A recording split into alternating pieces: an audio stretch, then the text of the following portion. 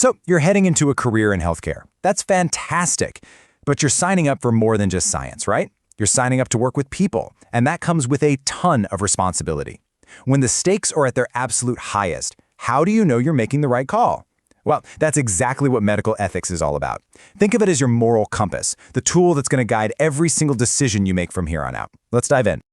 You know, these rules didn't just appear out of nowhere. Medical ethics has been evolving for thousands of years. It really started way back with foundational ideas, like the famous Hippocratic Oath. But the real turning point, the moment everything changed, was in the 20th century. Some truly devastating ethical failures in research forced a major reckoning. And it was out of those hard lessons that we got the rigorous standards we have today, standards that put patient rights and human dignity right at the center of everything. Okay, so when you're in the thick of it, in a high-pressure situation, how do you find your way? The good news is you're not just navigating in the dark. The field of bioethics gives us a framework, that moral compass we talked about, that acts as your guide. Let's open up this ethical toolkit. This entire toolkit is basically built on 4 core principles. You can think of them as the pillars of modern medical ethics, and believe me, you're going to be relying on them every single day. So let's break them down one by one. First up is autonomy. And honestly, this is the big one. It's all about respecting the individual. What it means is that a patient who is competent to make a decision has the final say over what happens to their body. It's their right to choose or refuse treatment based on their own beliefs and values without anyone pressuring them. Next, we've got beneficence.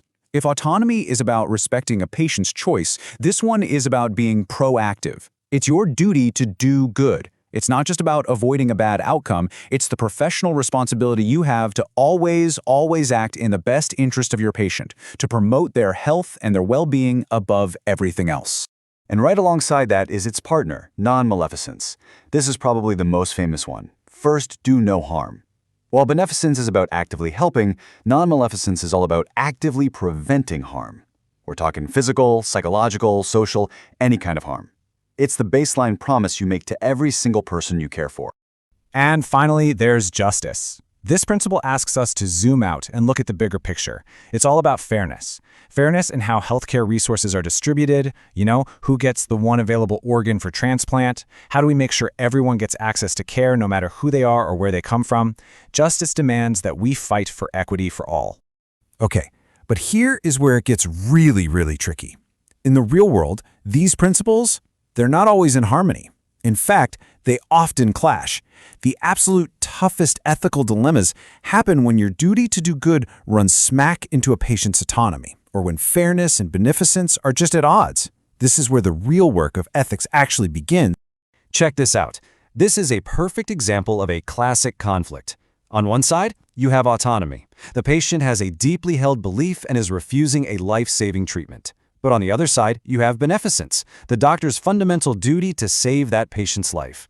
You can see they are in direct opposition. There's no easy answer here, and that's exactly what makes these situations so incredibly challenging. Now you might be thinking, how on earth am I supposed to figure this out alone? Well, you're not. Thankfully, we have systems in place, these ethical guardrails, to help make sure patients are protected and that we navigate these gray areas carefully. Let's take a look at how they actually work.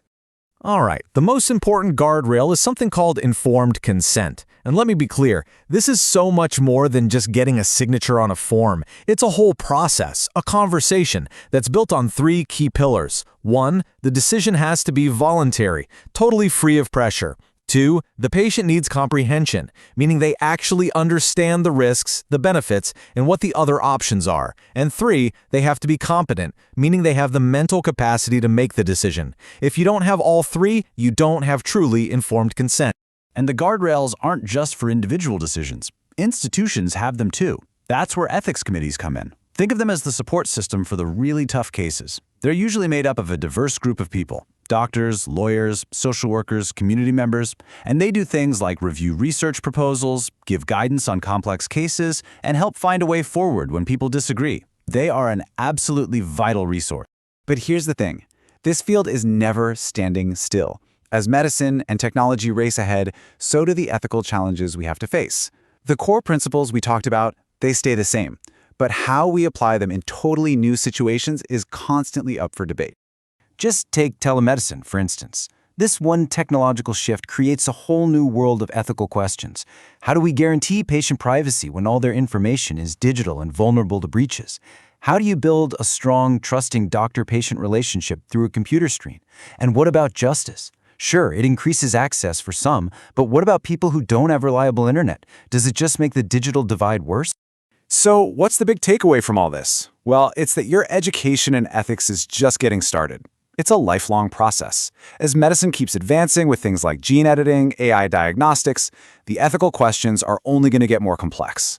The challenge for your generation won't just be to practice good medicine, but to help shape the very ethics that will guide its future. And that's a massive responsibility, but it's also an incredible